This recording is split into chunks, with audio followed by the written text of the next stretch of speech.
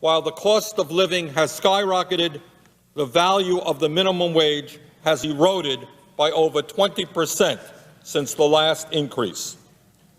Today, nearly 13 million workers, 10% of the United States workforce, would directly or indirectly benefit from a raise in the minimum wage to $7.25 per hour. 5.5 million workers would benefit directly, 7.4 million workers would benefit indirectly. More than 60% of those who would benefit are women. In addition to workers, millions of American families would benefit from a raise in the minimum wage, including nearly 6 million children who would see their parents' earnings increase. But, Madam President, some will argue that an increase in the minimum wage will primarily benefit teenagers. I think the evidence is quite strong that that is not the case.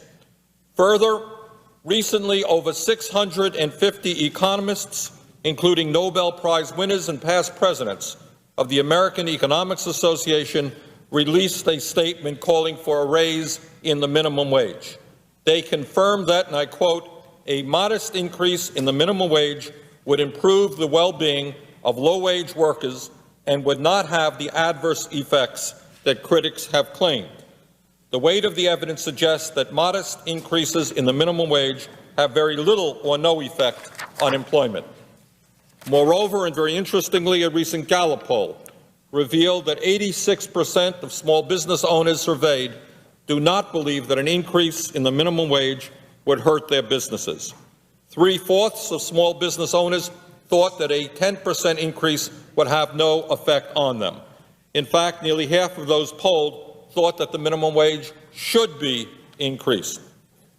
But, Madam President, while I believe that it is important to raise the minimum wage to $7.25 an hour, it is clear to me that much more needs to be done.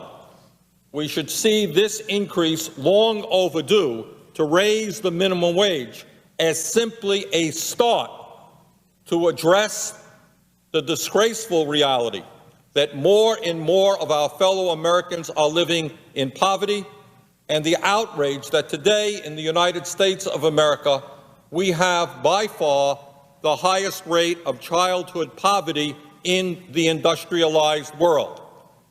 In the last 10 years, what we have seen in our country is a proliferation of millionaires and billionaires. We have seen the wealthiest people become ever wealthier. But what we have also seen since President Bush has been in office is that over 5 million more Americans have slipped into poverty. Rich become richer, poor become poorer, the middle class continues to shrink. And in my view, raising the minimum wage is an important start in attempting to address the crisis of poverty in America, but it is clear to me that we have got to do much, much more.